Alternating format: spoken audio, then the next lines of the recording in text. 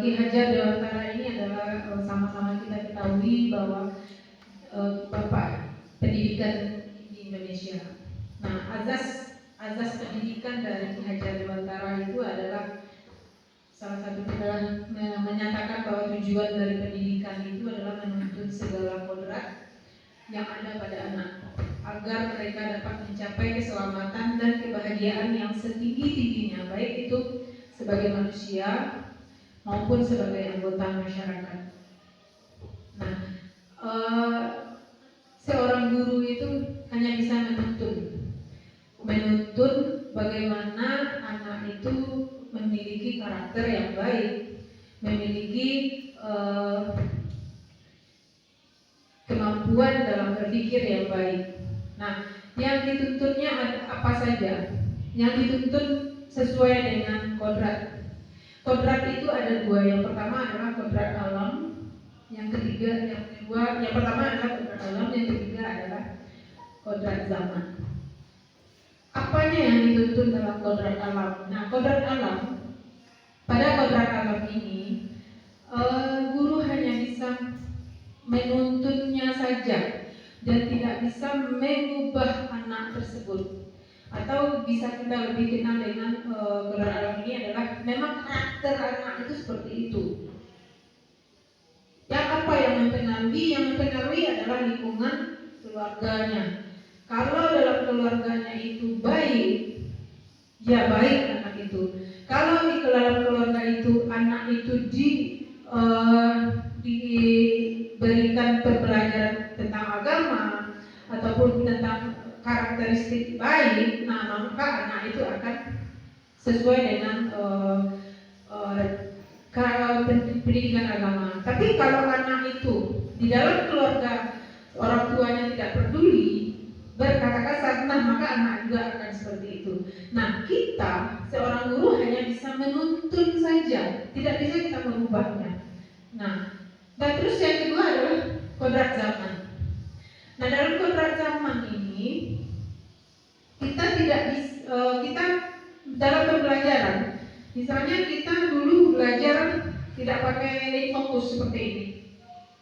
Kita mendengar guru ceramah saja. Nah, sekarang karena kodrat zaman sekarang, apa kodrat zaman? Kita menggunakan IT.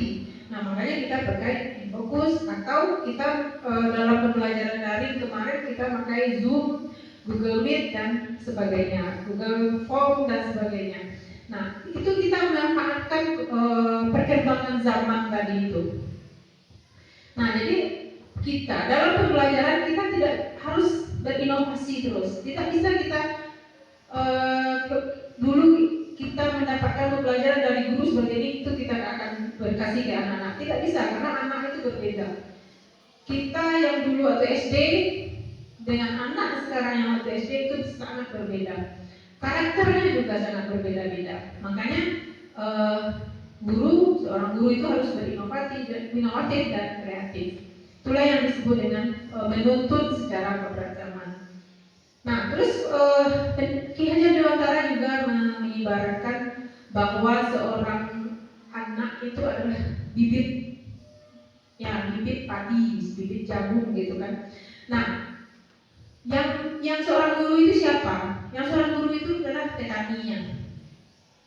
Nah, petanilah yang menanam bibit itu, mau dia biarin aja setelah ditanam, tidak dikasih pupuk, dibiarkan saja, atau kita sebagai petani guru, kita dibiarkan pendidik itu adalah petani ya.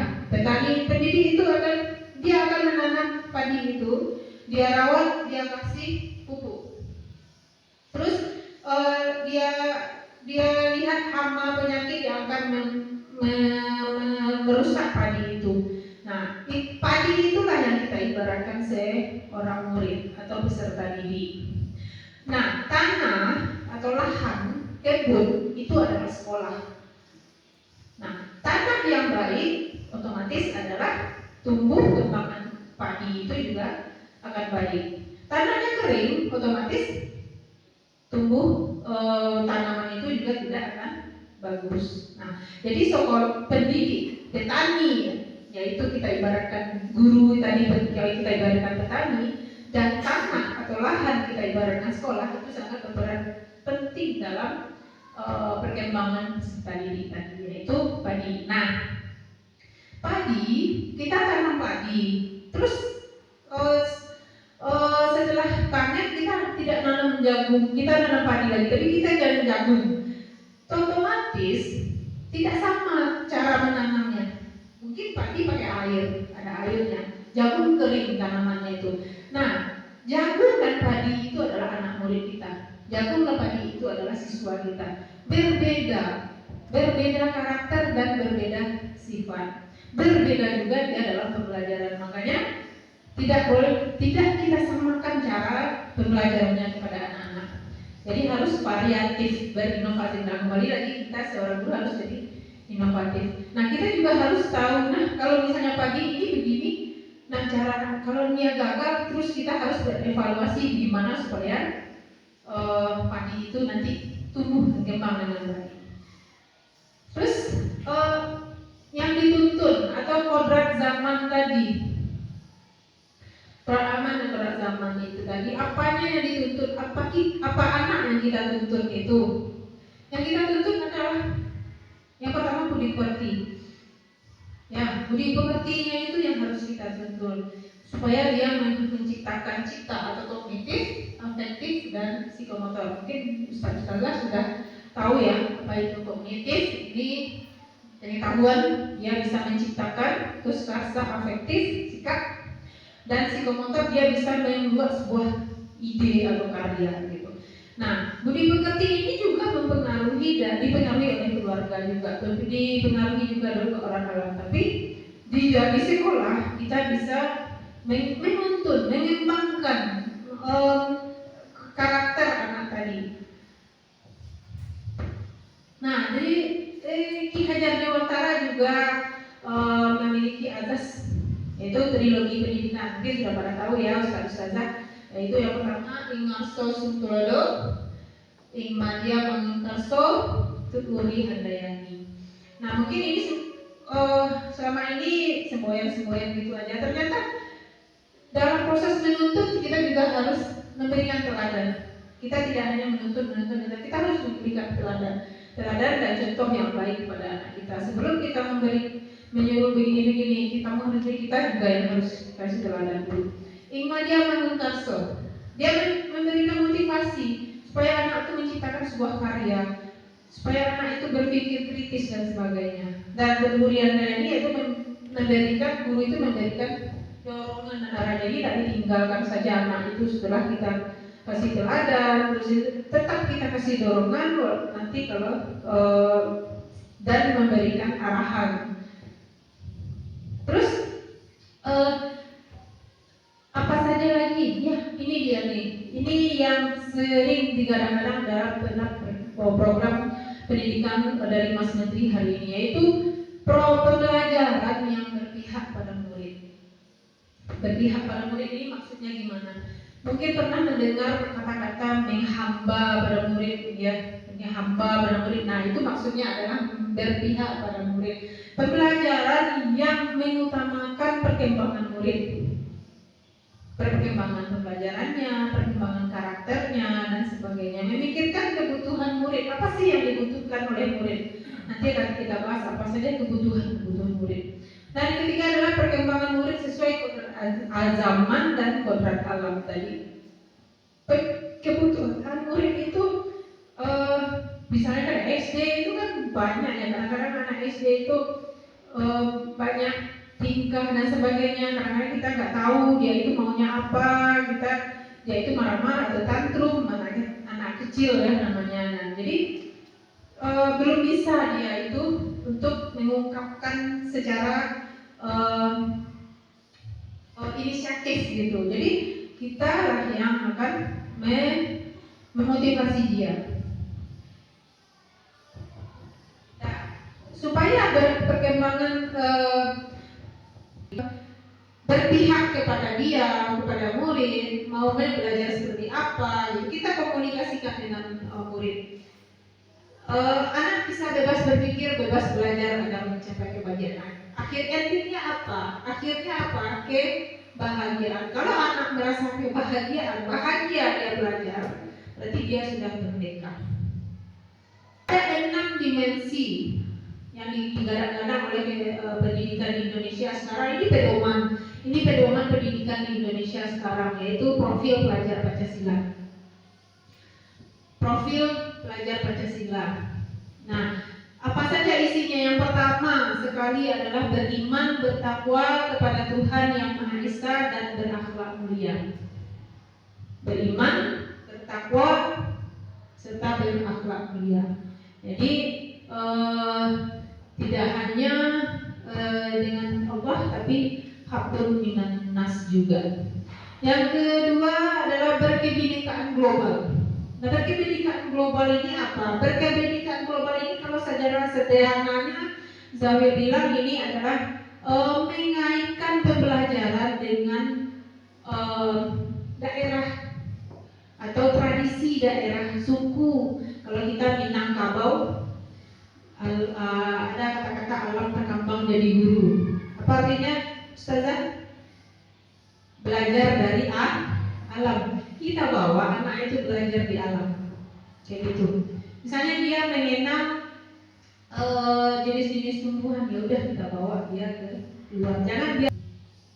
Yang ketiga adalah bergotong royong. Nah, bergotong royong ini masih sama dengan K13 kemarin ya. Itu bergotong royong dan sekarang bergotong royong. Jadi anak itu bekerja sama dalam pembelajaran. Misalnya kita buat dia itu berdalam kelompok misalnya gitu. Kreatif.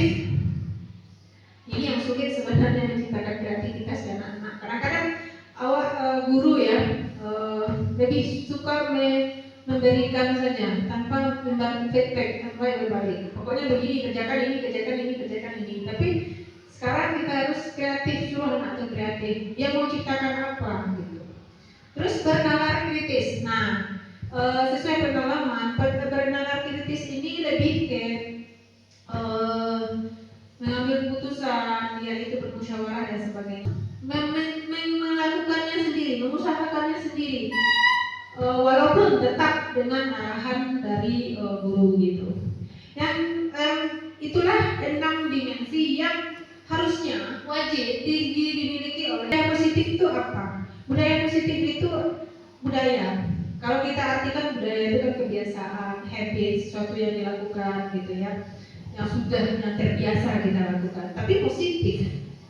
Ya, di dalam sekolah apa-apa yang sudah kita lakukan, Ustaz, misalnya senyum, sapa dan sebagainya, 5S itu kita pertahankan, malah kita harus tingkatkan gitu. Terus apalagi cara kita membangun budaya positif, sekolah perlu menyediakan lingkungan yang positif juga.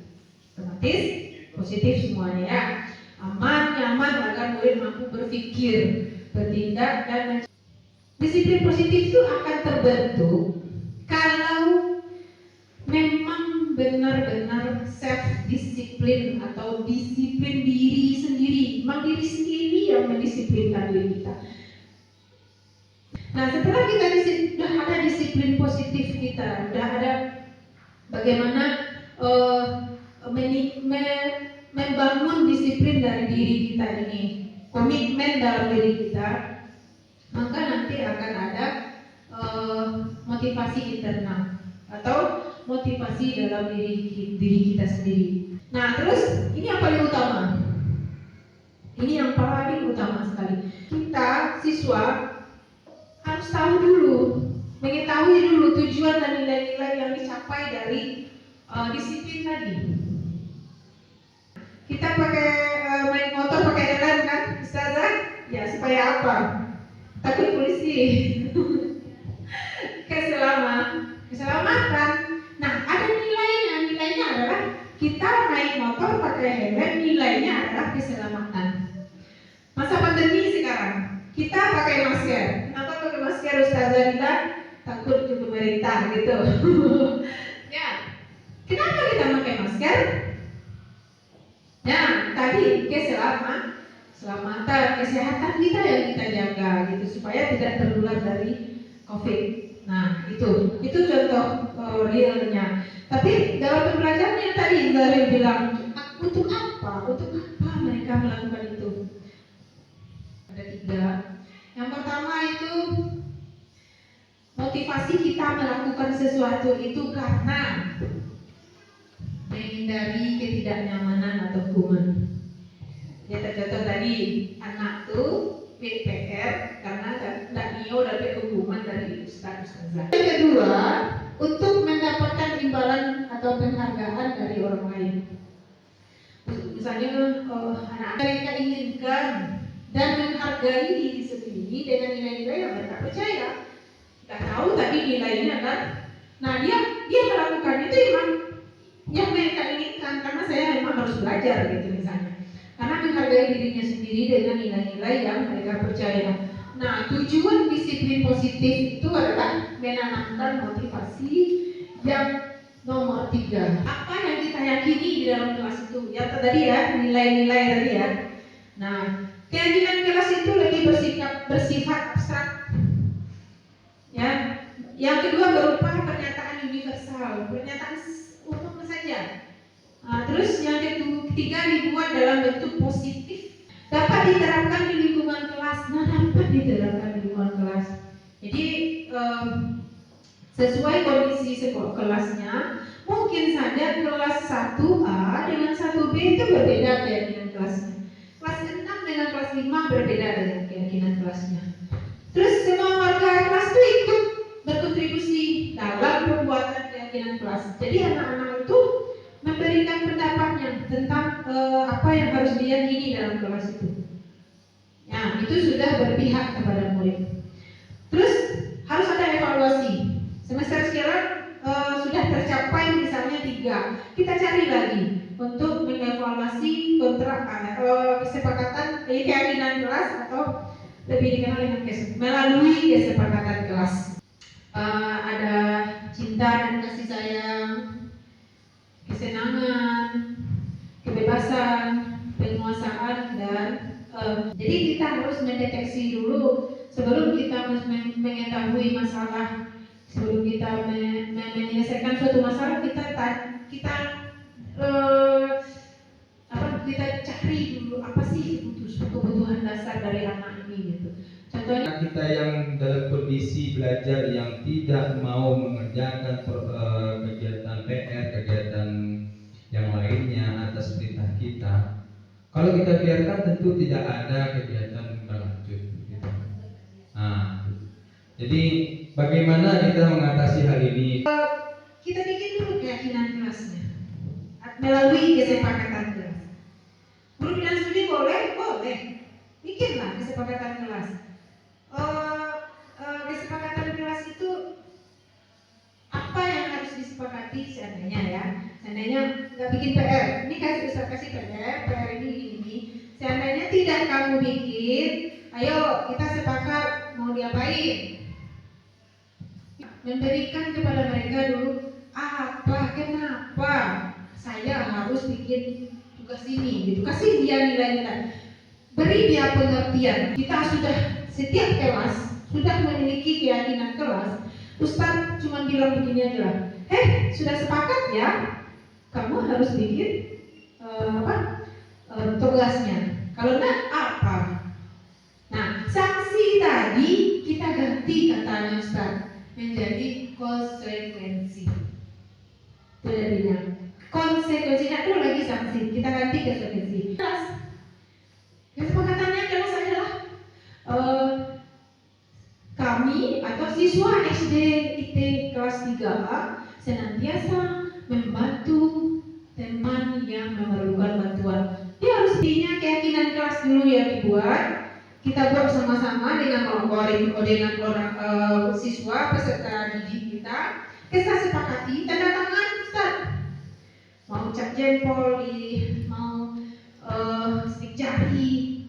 Nah, kita tanda tangan sama guru kelas juga harus menandatanganinya gitu. Posisi kontrolnya. Yang pertama adalah penghukum yang ngasih hukuman gitu. Guru tuh yang ada anak salah terus kasih hukuman gitu. Itu penghukum namanya. Yang kedua adalah membuat orang merasa bersalah. Jadi kenapa? Karena endingnya nanti anak tuh ya merasa bersalah, kurang pede saja gitu. Jadi itu kalau anaknya itu sensitif bisa nangis dia itu kan. Nah, jadi pada umum kita kasih dia motivasi sebagai teman. Kamu ayo kerjakan latihannya, kamu pasti bisa. Ibu akan bantu. Itu kan seorang teman. Nah, jika guru itu sakit atau nggak masuk, bisa-bisa dia nggak bisa mengerjakan apa-apa karena temannya udah nggak ada gitu. Yang keempat adalah monitor atau memantau.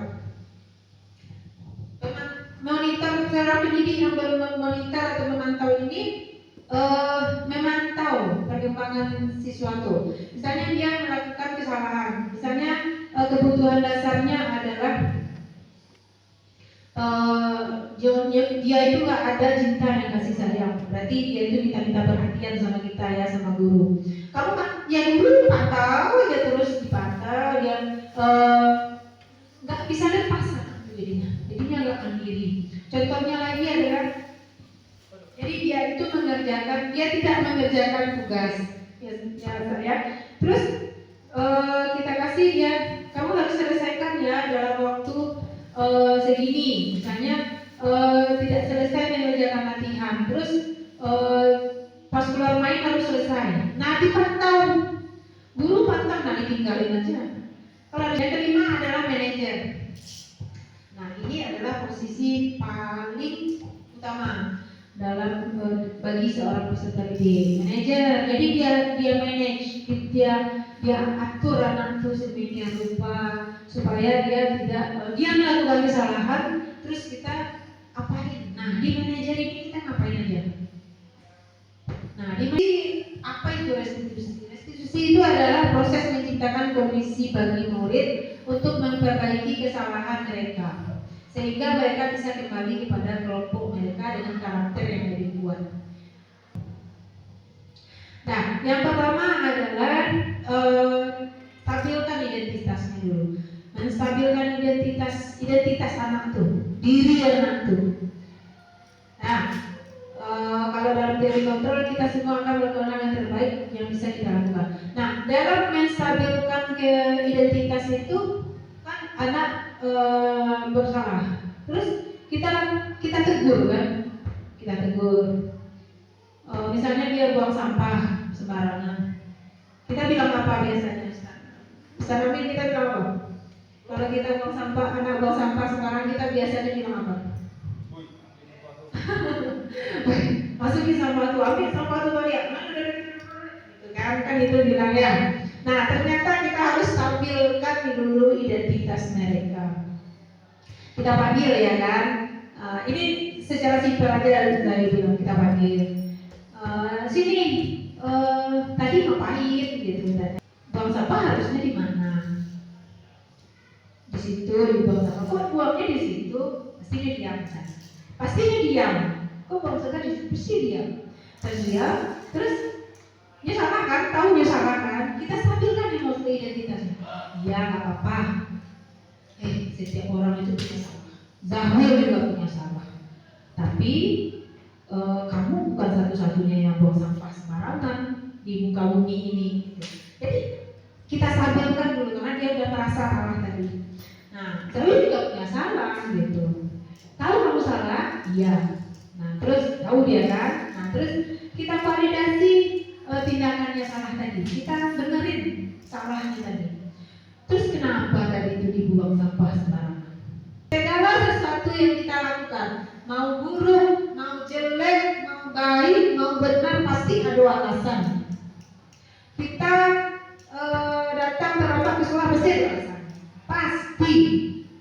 Apa yang kita sepakati dalam sekolah, dalam kelas? Oh iya, menjaga kebersihan lingkungan. Kamu tadi ngapain? Menjaga kebersihan lingkungan enggak? Dalam apapun yang dikerjakannya dia harus tahu dia itu memiliki nilai dalam itu. Jadi otomatis dia sendiri yang mau mengerjakannya, tidak akan memikirkan aturan, dia tidak akan memikirkan beban, dia tidak akan memikirkan nanti ibu guru marah, tidak gitu. Jadi mereka tuh akan memikirkan bahwa saya melakukan ini karena memang diri saya sendiri yang mau untuk saya gitu. Nah,